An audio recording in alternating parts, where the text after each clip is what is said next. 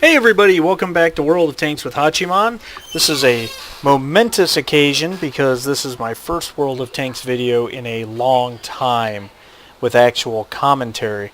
But I promised you guys the Tanks of the War video series, and here it is. This is the first one, and today we're going to feature the M4A3E2 Jumbo. This is of course one of the Sherman designs. Now, I could spend a half-hour video talking about the Sherman in general. Just historically speaking, there were 50,000 of them made in a wide variety of designs. The M4A3E2 Sherman Jumbo is, of course, a Tier 6 medium tank in the game, and this is the tank that is heavily armored. Now, the fact of the matter is, not many of these were made. What separates this from the other M4A3s is it's got ablative armor placed on the front of it predominantly. It's just a heavily armored machine. The overall armor on this, and these numbers are pretty accurate to historical. The overall frontal hull armor is 101 versus the standard EZ8, for example, which had 63 millimeters frontal armor, and it's very well angled. That makes this tank very, very tough as a Tier 6 medium tank. Mine, you can see here, is equipped with a 105mm derp gun from the M4 Sherman. There were very few of these actually produced. The vast majority of jumbos actually came with the M3 75mm, which is the gun from the M3 Lee. The jumbo was historically meant to be used to clear fortifications and that type of thing. As a result, it didn't need a substantial amount of anti-tank firepower. The M3 75mm gun was considered good enough to clear out buildings, fire HE, and into bunkers and gun emplacements, stuff like that. There were a few made with the 105mm M4 howitzer. The Marines liked them over in the Pacific, especially in Okinawa. These two guns right here, the 76mm M1A1, historically, I'm not sure any jumbos actually mounted this gun. And the M1A1, of course, is the ubiquitous American 76mm gun. Now, you can also opt for the M1A2, which also is not available on the jumbo. The M1A2 has a higher rate of fire in game terms than the M1A1, allowing you to lay down a lot more fire, except in order to do it, you have to go to this pretty standard M4A2E2 D5 turret, which has substantially less armor, makes the jumbo much less tough. Tanks with high caliber guns will recognize that you're using the long 76.2mm, and they will shoot at the turret, specifically trying to pen it right through there or on the rangefinder or the machine gun port, the coaxial machine gun. I personally recommend, if you're going to use a 3-inch on this gun, take the lower rate of fire M1A1 to keep the turret. Otherwise, just play with the derp and have fun. 730 hit points pretty standard for an American medium. The armor is what makes this tank what it is. It's not fast, but it's not slow. With a mobility of 14.66 specific power, it obviously takes a little bit more time to get up moving than normal mediums at this tier. And with a top speed of 35, it's not going to be as fast as the E8 version, or especially like a Soviet T-34-85. But again, you make up with it with armor. This tank can very easily play the heavy tank role or the medium tank role, and it can be a really nasty surprise in Tier 8 games. I think I posted a video set to Metallica's Hardwired to Self-Destruct with 3 jumbos in a Tier 8 game, and we did very, very well. So not a whole lot of theory I want to go over with this tank. In terms of your crews, standard stuff: 6th Sense, preventive maintenance on your driver to prevent fires, safe stowage on your loader, and then beyond that, you want the standard Brothers in Arms, you want anything that increases view range, you want firefighting, you want repairs, just pretty normal stuff. Nothing special, no reinventing the wheel. Load your standard rammer, vents, and I highly recommend the stabilizer as opposed to a gun laying drive or something along those lines. A lot of people with derp use the gun laying drive. I still find the stabilizer more useful. If you're using the 3-inch, it's not even a question. You want the stabilizer. So that's it. I'm going to take you straight to gameplay.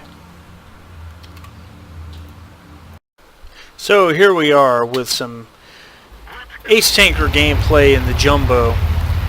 I'm going to adjust the sound real quick here. Let me just pause. Sorry about this. Let's just get the volume down just a little bit so that I'm not competing with the game. Alright. Obviously I'm on Erlenberg. I'm going to be honest, I'm not really familiar with the center of Erlenberg since they redesigned it. I almost never fight here. Of course, I find myself in a Jumbo. I'm mid-tier. It's a tier 7 match and it's standard 358 matchmaking, so I feel pretty good about what I'm going to come up against, with the exception of that enemy T-29. That's one machine I don't really want to fight. Stop here to take a peek. And missed. Hit the... I'm sniping with a derp gun. The Type 64 spotted me. Okay, the game was doing that thing where I could see through a solid object. I'm sure you've all seen it at this point. So I thought I had a shot. Of course, I hit the roof of that building right there. Max is in his T-37 over on the flank over there, trying to see what he can see, and I'm just looking for an opportunity to shoot something. Meanwhile, the enemy T-29's made an appearance in the middle of the map, which I fully expected. Soviet T-34, shell hits him right before he gets away, but doesn't do a whole lot of damage, 110. And then the enemy Type 64 is making a run for it. That was horrible. I know right now you're like, Ace Tanker? Really? He slowed down just a little bit. My shot missed. But now, I got him. Shot went low. I think it actually might have hit the ground before his track, but either way, it got some damage, tracked him, and Max finishes off the kill, so I get some assist damage there. Not much else going on here, and I know there's enemy tanks all over the center of the map, so I turn to head this way with Klaya. Easy 8's not really playing. So I decide, and again, I already told you I'm not very familiar with this part of the map. So I'm cutting down the middle here. I want to see if I can find something on this side. There's the T-29. I'd love for him to come out so I could harass him. I thought about shooting at his gun for a moment. I really did. And Klaya kills off the enemy Artie. That's a nice kill. Spotted by that AT-2. He doesn't scare me. 24 hull damage. Bounces return shot. That shot does only 62. The point was to try to track him, but he manages to back off. So T-29 still not coming out to play. And AT is looking like he's interested in going to deal with other targets.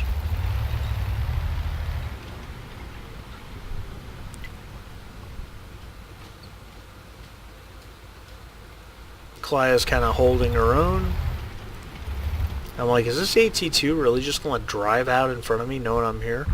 Ooh, Tiger 131, I'd like to shoot him a little bit. Just keep driving. And where is it? And I lose the spot. Oh, there he is. Good hit there. Now I don't know what he's doing. Put one into his side, bounces, return fire. That short 88 gun. Huh. Really? I actually fired a heat round there to no avail. And then that one hits him right on the gun. I actually took his gun out with that shot. Switch to standard ammo and finish him off.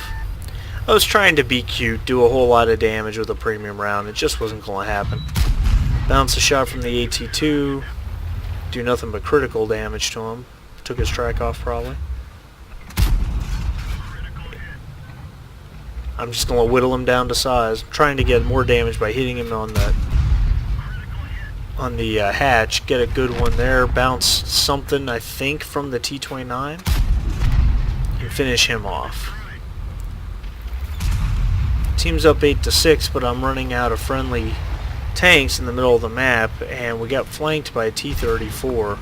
I'm frankly just hoping that my guys can take care of him. I'm trying to give this O&E room to back in, because he's taking a beating.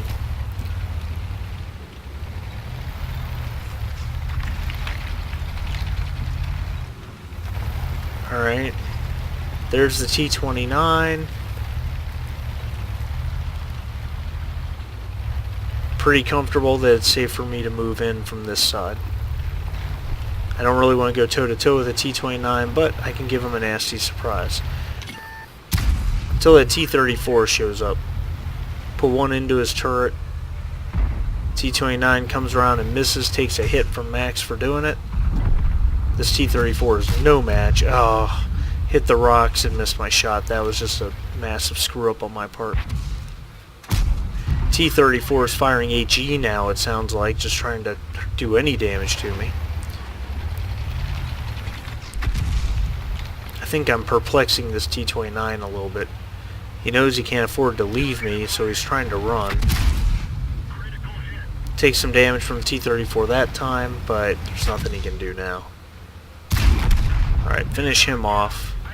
T-29's coming around. Take one hit from him if I need to. He fired at somebody and missed, maybe me, not sure. And shouldn't have locked on. I should have actually aimed that shot.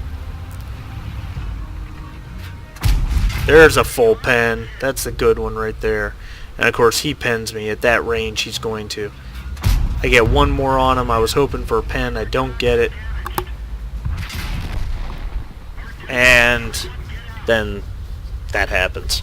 But it's 11-7. As you can probably guess, we go on to win this.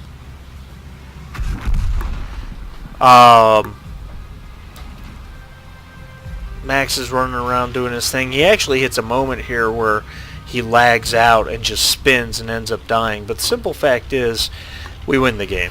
It was an ace tanker from the Jumbo, even though I didn't earn a high caliber or an... here he comes right here. Here's his lag out. He just lagged out. I don't earn any battle hero awards, but it was still an ace. Mainly because I think the tank did a little bit of everything well. 1900 damage, 1995 damage, blocked a little bit. I had good damage on the T-29, blocked a shot from the T-29, a little bit of assist. It was just a mix of stuff. But I mean, you could see how I kind of was able. I can kind of just stick in there at close range, even against a bigger tank. I would have liked to have bounced a shot from the T-29, but that wasn't probably a realistic thing. But anyway, you got to see the Jumbo. If you want to see more Jumbo videos, I've got more of them on my channel. Don't worry, you can find plenty of them on my channel. And thanks for watching Tanks of the War Part 1, the M4A3E2 Sherman Jumbo. And we'll have more of these coming here very soon. Thanks for watching, guys. Take care.